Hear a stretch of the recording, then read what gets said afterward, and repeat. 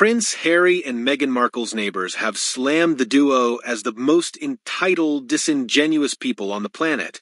In a series of cutting remarks, wealthy homeowners living in star-studded Montecito, near the couple's $29 million mansion, criticized Harry and Meghan for turning their once peaceful neighborhood into a noisy throng of tourists and fast cars. Living in a luxury pad they bought from an oligarch, Meghan and Harry have become local villains in the fancy California suburb. One fuming local said, "They moved away from England to get away from the scrutiny of the press, and all they do is try and get in the press in the United States. The Sussexes have been mired in a series of controversies since they ditched their lives as working royals for a life of luxury in America." A Spotify executive called the pair F***ing grifters after their deal with the streaming platform ended, and more recently Meghan's Netflix cookery show has been hit with allegations she copied other chefs' recipes. Just like his wife, Harry has courted controversy in the 5 years since Megxit. After claiming in his memoir Spare that he took cocaine, marijuana, and psychedelic mushrooms as a younger man, President-elect Donald Trump even hinted he could deport Harry if he is found to have lied on his visa application about taking drugs. In a bombshell article from Vanity Fair, the couple have seen the lid lifted on their glamorous life, with former colleagues and neighbors lining up to vent their fury at the pair. A source who worked closely with Harry and Meghan said, "I can picture him meeting Meghan and being just a deep breath of, like, I've been so exhausted and you make everything so easy. I don't want to be like, oh, it's an Oedipus thing or whatever, but it kind of feels like she's reparenting him in a way." Harry once wondered why he didn't turn into a bad guy, such as Vladimir Putin and Donald Trump after his mother was essentially murdered, a person who worked with him and Meghan has claimed.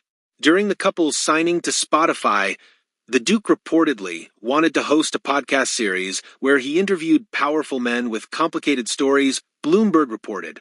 Harry took a particular interest in how these men's personal experiences transformed them into sociopaths, a source who worked closely with the couple on audio projects recalled. According to the source, Harry said, "I have very bad childhood trauma. Obviously, my mother was essentially murdered. What is it about me that didn't make me one of these bad guys?" Eventually, nearly 2 years after the couple's deal signing with Spotify, Meghan premiered her podcast Archetypes, aimed at empowering women by breaking down gender stereotypes. The archetypes discussed included Diva, which saw the Duchess chat with superstar Mariah Carey, and Bimbo with Paris Hilton and Eliza Schlesinger. The podcast debuted on August 23, 2022, before Spotify and Archwell Audio released a statement confirming they had mutually agreed to part ways in June 2023. An individual who worked in media projects read claims of Meghan bullying Palisades and said they could not imagine such behavior really happened.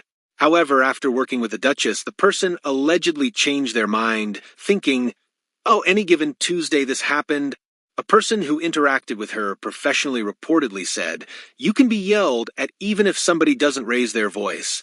It's funny that people don't differentiate between the energy of being yelled at and literally somebody screaming at you." One source who worked with them claimed the couple had the idea to do a podcast because they knew celebrities did them. However, when it came to it, the source added, didn't do what celebrities do on podcasts, which is turn on the mic and talk. They wanted a big theme that would explain the world, but they had no ideas. Meanwhile, a person who interviewed for a job with the couple said, "I just felt like he kind of didn't want to be there doing that at this time. My expectation was charming receiving line. And it was clear he wasn't that person. At least that day,